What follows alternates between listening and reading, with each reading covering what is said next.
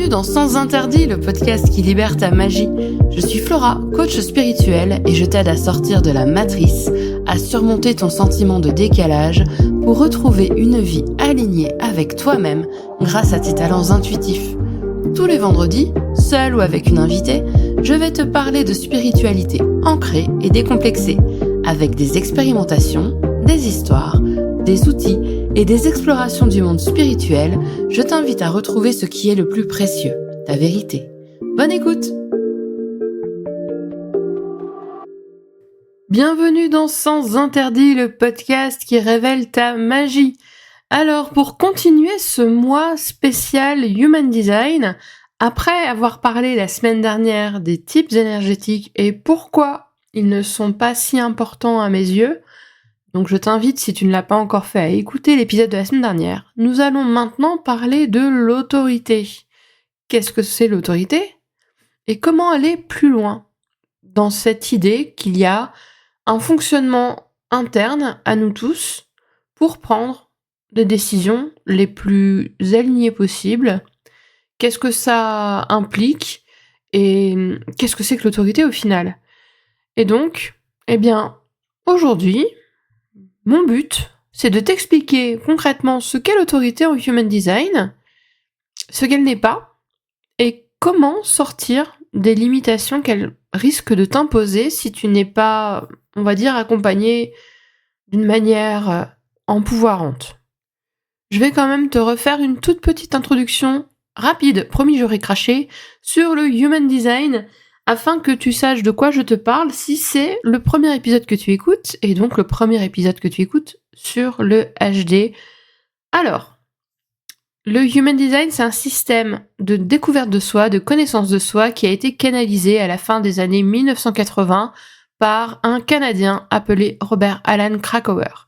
Et d'ailleurs, si tu as écouté des épisodes précédents, alors pas celui de la semaine dernière, parce que je me suis corrigée la semaine dernière quand même, mais ceux d'avant, très souvent j'appelle Robert Alan Krakauer, je l'appelle Steven. Donc il ne s'appelle pas Steven, mais Robert. Et donc Robert a canalisé pendant plusieurs jours des informations d'une entité qu'il a appelée la voix. Et en fait, il a reçu un certain nombre d'informations qu'il a ensuite, on va dire, compilées pour créer le système du Human Design. Le Human Design n'a pas été créé à partir de rien, donc ça a été entre autres les canalisations que Robert a reçues. Robert qui a reçu également son nom, son nouveau nom si je puis dire, celui par lequel on le connaît en tant que père du Human Design, c'est Ra-Uru-U. Et donc, je vais maintenant l'appeler Ra. Ra a reçu des informations de la voix, mais le Human Design se base sur l'astrologie occidentale, le Yi King, la Kabbale, et plus particulièrement le système des séphirotes, les chakras et la génétique. D'ailleurs, je t'explique un peu plus dans l'épisode précédent ce rapport avec la génétique qui, en réalité, en tout cas pour moi, parce que j'ai pas vraiment poussé à ce niveau-là, vient déjà du Yi King. Voilà. Le Yi King, c'est brillant. Enfin, bref. Je vais pas recommencer, promis, j'aurais craché. Donc, on va lire un schéma corporel qu'on va appeler aussi bodygraph. Ça, c'est en anglais, qu'on va appeler charte HD, charte corporelle. Enfin, voilà. Moi, je vais principalement parler de bodygraph ou de charte. Et donc, ce bodygraph va représenter d'une manière schématique comment t'es câblé, en fait. Comment t'es câblé à l'intérieur, comment sont dispatchées, si je puis dire, tes différentes activations planétaires, quels sont les centres qui vont être colorés, ceux qui ne vont pas l'être, et donc, quel est ton type énergétique. Je ne vais pas revenir dessus, j'en ai parlé dans l'épisode précédent. Voilà. Donc, on retrouve tes informations dans ton bodygraph de naissance. Sache, cela étant, qu'il existe de très nombreux types de schémas corporels. Je les explore quasiment tous. En tout cas, tous ceux que je peux. Donc, il n'y a pas que ton bodygraph de naissance. Il y a Également, par exemple, le bodygraph avec les transits, les chartes d'interconnexion, si tu veux. Ce qu'on appelle également les chartes Pinta, qui sont des chartes qui vont être plus dédiées à la construction d'une équipe au sein d'une entreprise. Il y a vraiment plein de choses. Les chartes de sommeil, ça c'est passionnant. Il y a énormément de choses. Et il y en a d'autres. Et il y en a encore d'autres que je pratique également. Bref. L'autorité, qu'est-ce que c'est ? L'autorité, c'est pas un truc supérieur qui va te dire il faut que tu fasses ça, ça, ça, ça, ça. Ça va, c'est bon, on n'est pas dans la définition du petit Larousse. L'autorité, en Human Design, dans le vocabulaire du Human Design, c'est le processus de prise de décision, qui va être un processus personnel pour évidemment prendre les meilleures décisions pour toi.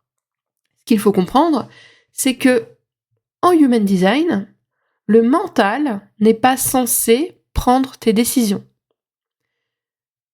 Il y a une métaphore que j'aime beaucoup qui était dans un livre d'Elizabeth Chandler. C'était... Ah, je me rappelle plus du titre. Comme par magie, quelque chose comme ça. Liz Chandler, c'est l'autrice de Mange, Prix, Aime, qui a également... Bon, qui a écrit d'autres livres, mais entre autres, un petit livre que tu trouves en format poche sur la créativité. Et ce petit livre, je l'avais reçu d'une amie qui est dessinatrice, illustratrice, pardon, qui est artiste, qui est passionnante, enfin voilà. Je l'avais reçu d'elle et je l'avais pas lu tout de suite parce qu'en fait j'étais pas prête. Et je l'ai lu il y a quelques années, d'une traite. Absolument fascinée à la fois par le style d'Elizabeth Chandler, mais en plus de ça, et là je crois que je suis en train de faire une confusion de nom, parce que Liz Chandler, c'est l'autrice du manuel officiel de Lao Tzu, et donc, je ne me rappelle plus de... je ne me rappelle plus de l'autrice de Mange, Prix, Aime. Je te mettrai ça en description. Néanmoins, pour revenir sur... Je crois que le titre, c'est Comme par magie. Je te mettrai le titre en description avec le véritable nom de l'autrice, et pas un nom confondu, hein, ce sera mieux. Donc, dans ce livre, elle parle du processus de créativité, de création, comment écrire, comment créer, comment voilà. Et je crois que c'est au tout début du livre, elle parle du mental. Et il y a une image que j'adore. En fait, elle dit... et en fait, c'est une image du coup que je réutilise beaucoup. Elle dit qu'en gros, le mental, il est avec toi dans la voiture, sauf que c'est toi qui conduis, et lui, il est à l'arrière et il regarde le paysage. En fait, le mental est censé faire ça. Et comme c'est toi qui conduis, c'est toi qui choisis la musique. C'est pas le mental. C'est pas le mental qui va te dire non mais là, faut que t'ailles par là. Non, il faut que t'ailles par là. Là, il faut que tu mettes nostalgie. Alors que toi, t'as envie d'écouter autre chose. En fait, ton mental, il est là et il kiffe le voyage. En Human Design, c'est un petit peu pareil dans le sens où t'as cette notion de véhicule, t'as également cette notion de passager. Et donc, en gros, le mental, ce n'est pas ton mental qui t'aide à prendre des décisions quand tu essayes de t'aligner à ton thème HD. Tes décisions ne doivent pas être prises de cette façon. Alors, on les prend toujours comme on peut. En règle générale, on va les prendre effectivement avec notre mental. On va les prendre aussi depuis nos centres conditionnés, entre autres le plexus solaire quand on n'a pas le plexus solaire défini. Donc, on va prendre nos décisions d'une manière fondamentalement désalignée. Depuis nos conditionnements, depuis ces façons dont on a été façonné. C'est Flora et la richesse du langage. Comment on a été donc façonné par notre éducation, nos parents, nos relations avec les autres, comment on s'est construit. C'est par là qu'on va prendre nos décisions. Et le Human Design, son but, c'est de te ramener un petit peu à ton essence naturelle, ton essence de naissance, qui va te guider vers le meilleur pour toi. Alors, je vais faire un petit disclaimer. Le meilleur pour toi n'est pas nécessairement de faire énormément d'argent, d'avoir une vie ultra méga abondante, d'avoir ceci, cela, machin. En fait, en Human Design, le meilleur, c'est pas d'avoir. Le meilleur, c'est être. Il y a une énorme nuance là-dedans, entre avoir et être. Tout comme entre faire et être. Donc, ce petit disclaimer étant passé, l'autorité, il y en a 7 dans tout le Human Design pour toute la population. Donc je te la fais un peu comme dans l'épisode précédent, cette fois-ci je n'ai pas fait les calculs, mais il y a seulement 7 autorités. 5 autorités qu'on va appeler intérieures, 2 autorités qu'on appelle extérieures. Je vais pas te faire un cours sur l'autorité. En revanche, je vais t'expliquer un petit peu comment on va dire que telle ou telle personne a telle ou telle autorité. Il y a ce qu'on appelle la hiérarchie des autorités. Alors, comprends bien que ça ne veut pas dire que telle autorité est supérieure à l'autre, ça veut juste dire qu'il y a un ordre. C'est ça. Il y a un ordre. Donc, on commence en fait par l'autorité émotionnelle. Quand tu as une autorité émotionnelle, ça signifie que ton plexus solaire est défini, il est coloré dans ta charte. Il concerne les 4 types énergétiques qui ont des centres définis. Donc, les générateurs, les manifesting generators, les manifestors et les projectors. D'ailleurs, je donne souvent des exemples. Mettons, par exemple, en générateur émotionnel, j'ai une de mes amies, mon amie sonothérapeute, je sais pas si tu as déjà écouté d'autres épisodes, je parle régulièrement d'elle. Donc, mon amie sonothérapeute, elle est générateur émotionnel. Ma sœur, elle est manigène émotionnelle. J'ai plusieurs amis qui sont manifestors émotionnels. Mon papa est projecteur émotionnel. Donc, à partir du moment où ton plexus solaire est coloré dans ta charte, ton autorité, elle est émotionnelle. J'ai oublié de préciser que comme pour les types énergétiques qui ne sont pas représentatifs de manière égale, équitable, entre guillemets, eh bien c'est pareil pour les autorités. Et en fait, l'autorité émotionnelle, ça représente environ 50% de la population. Donc tu as environ la moitié de la population mondiale qui a le centre des émotions qui est coloré. Voilà. Donc, après l'autorité émotionnelle vient l'autorité sacrale. Ça veut dire que ton centre des émotions n'est pas coloré dans ta charte. En revanche, ton centre sacral est coloré. Et de fait, tu es un type sacral. Donc, forcément, tu es ou générateur ou manifesting générateur, comme moi. Après l'autorité sacrale, là on commence, je sais pas si tu arrives à te le figurer dans ta tête, à visualiser un petit peu la chose. Maintenant, si tu n'as pas le centre des émotions défini, si tu n'as pas le centre sacral défini, là déjà, tu n'es... Là pour le coup, si ton centre sacral n'est pas défini, tu n'es pas un type sacral. Et on en vient à l'autorité splénique. Ça veut dire que ton centre splénique est coloré, connecté à autre chose, et que du coup, tu es ou manifestor ou projector. Donc tu n'es pas un type sacral. Après l'autorité splénique, et là tu vois, au fur et à mesure, on est en train d'évacuer les centres énergétiques. Après l'autorité splénique vient ce qu'on appelle l'autorité projetée de l'ego. Donc c'est un nom un peu compliqué, mais c'est pour dire que du coup, le plexus solaire, le centre sacral et le centre splénique ne sont pas colorés dans ta charte, mais que ton centre de l'ego l'est. Le centre de l'ego de la volonté du cœur, voilà, il a... Bon, je dis plus rapidement centre de l'ego parce qu'il y a 3 lettres. Donc quand je prends des notes, je mets ego, voilà.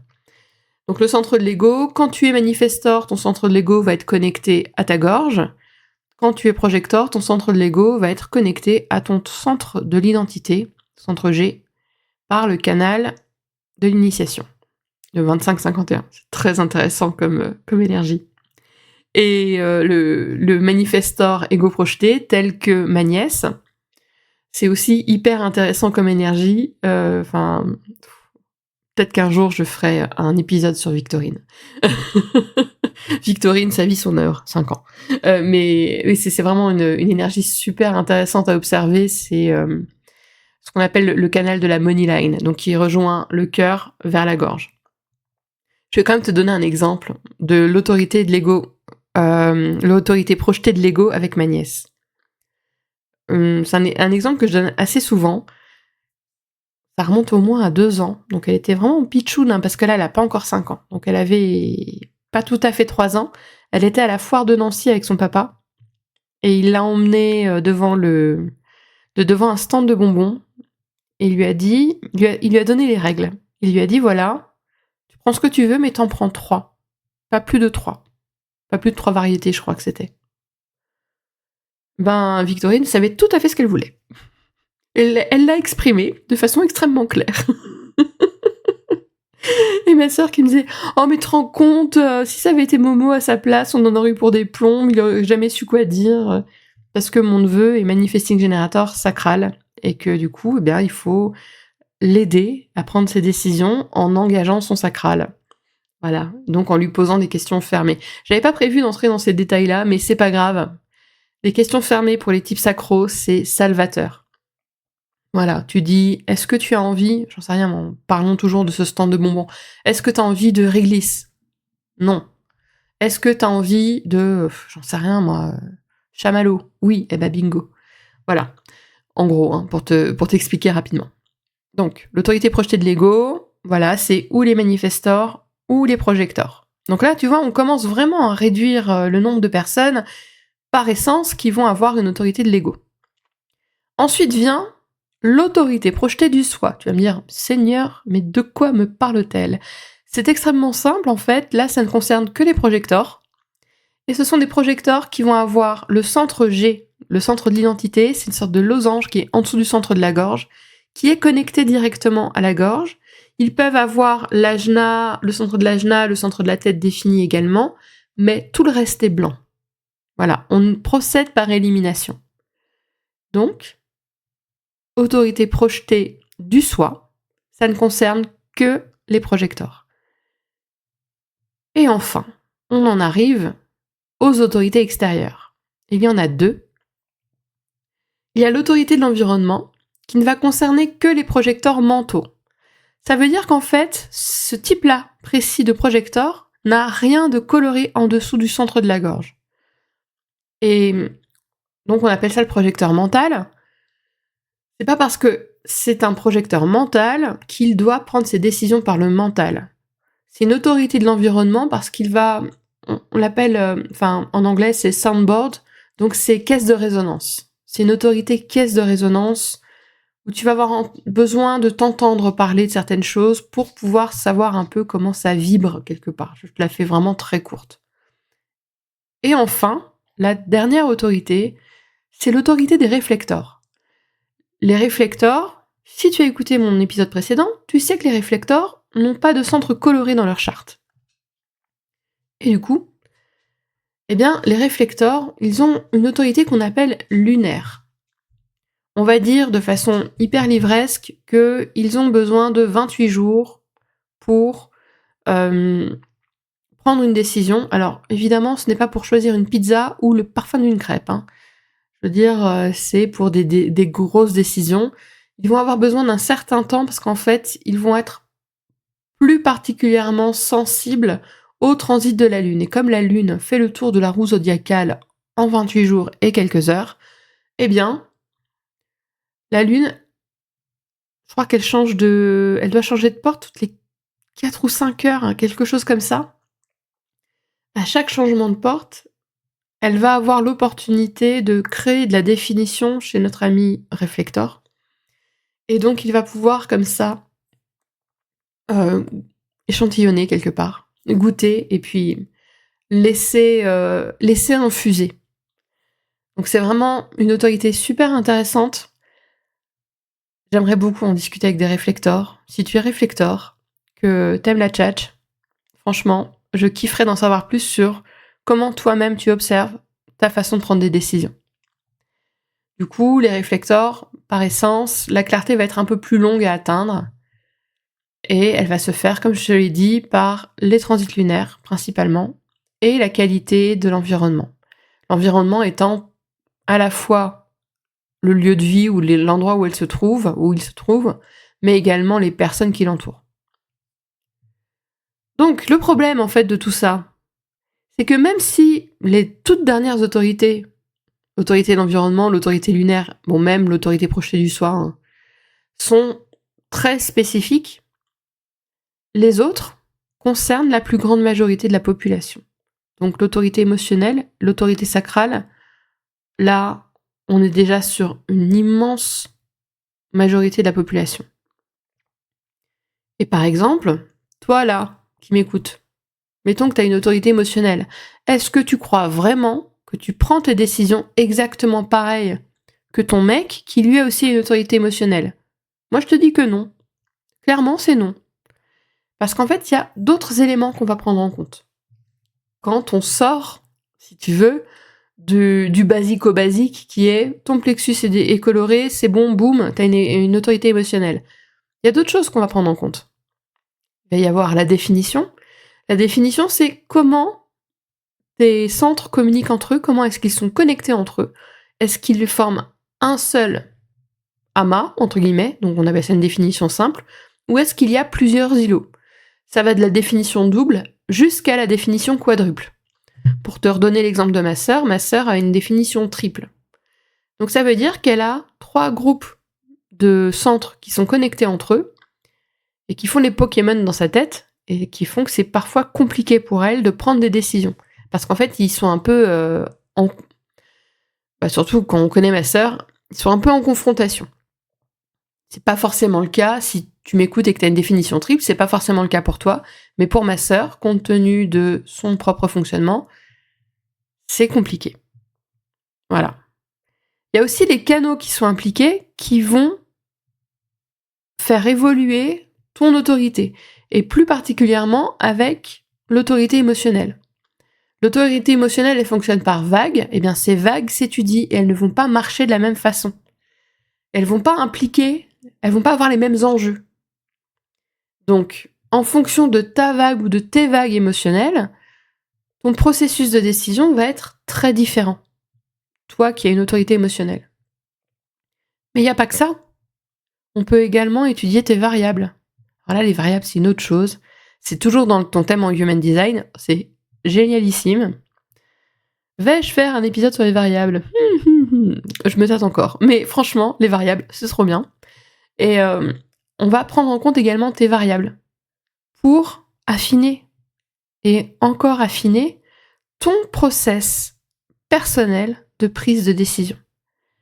Et en étudiant comme ça, en prenant de plus en plus d'éléments, bien forcément là, on t'amène vers une individualisation de ton processus de décision, qui fait qu'effectivement, toi qui m'écoutes et on reprend cet exemple, toi qui m'écoutes et qui a une autorité émotionnelle, eh bien, quand on observe un peu tout ça et d'autres choses encore, mais je vais quand même pas donner tous mes secrets, quand on observe tout ça et qu'on compare, mettons, avec ton mec qui lui aussi a une autorité émotionnelle, eh bien c'est là que tu vas voir que ta façon de prendre des décisions, elle est alignée avec toi, mais elle est très différente de la sienne. Et donc de cette façon, en affinant l'exploration de ton autorité, quelque part, tu vas pouvoir toucher du doigt ta vérité intérieure, ce qui est de l'alignement pour toi, et qui n'est pas l'alignement avec un grand A, machin.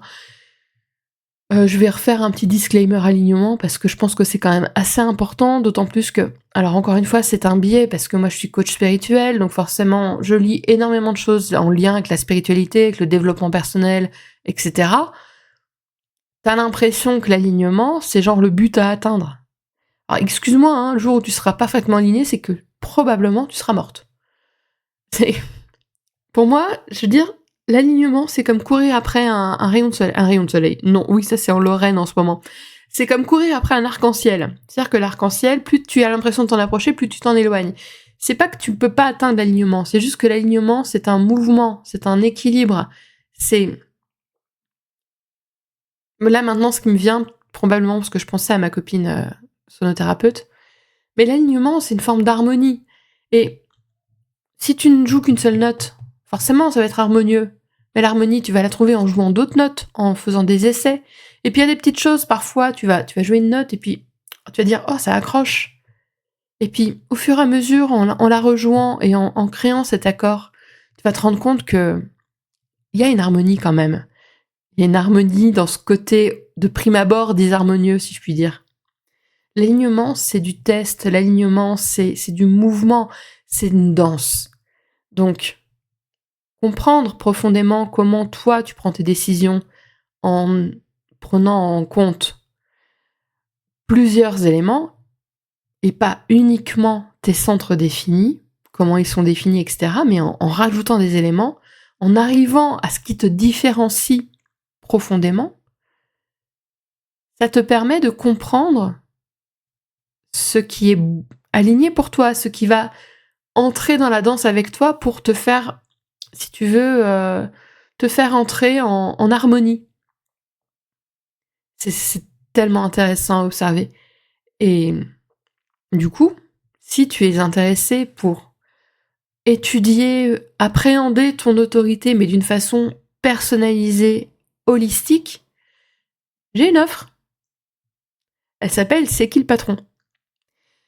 Je crois que ma blague a été comprise par personne pour C'est qui le patron, parce que C'est qui le patron, c'est vraiment dans l'idée de comprendre que ton patron déjà c'est toi-même, et c'est que c'est pas ton mental. Hein. C'était ça, mais bon, des fois je fais des private jokes avec moi-même et ça marche pas. Bref, C'est qui le patron, c'est une lecture que je te fais d'environ une demi-heure en vidéo que j'enregistre pour toi, et dans laquelle je vais justement étudier tous ces éléments supplémentaires pour que ta tomate de ton centre défini qui explique quelle est ton autorité devienne une super salade. Je crois que j'ai faim. Mais donc j'ai cette offre-là, et en fait il faut savoir que si tu décides de plonger dans ton thème en Human Design avec énormément de curiosité, évidemment, c'est tellement plus drôle, en investissant dans le décryptage HD que je te propose, dans ton portail personnalisé, tu as accès à un bon de réduction sur l'offre C'est qui le patron ? Voilà.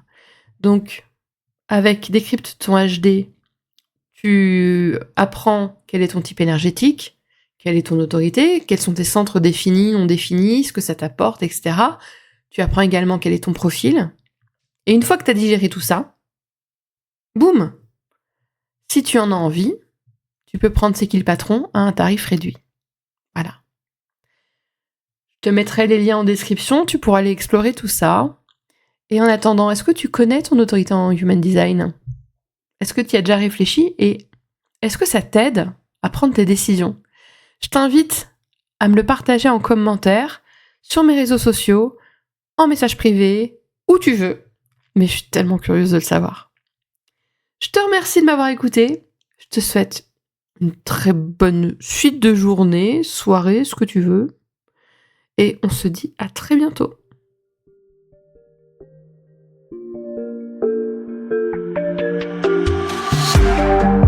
Merci pour ton écoute. J'espère que cet épisode t'a plu. Je t'invite à le partager avec une personne qui peut en avoir besoin et à me laisser un commentaire. Tu peux me retrouver en dehors du podcast pour échanger avec moi sur mon site, sur Instagram ou encore par email. Les infos sont en description de l'épisode. On se retrouve la semaine prochaine pour un nouvel épisode de Sens Interdits. À très vite!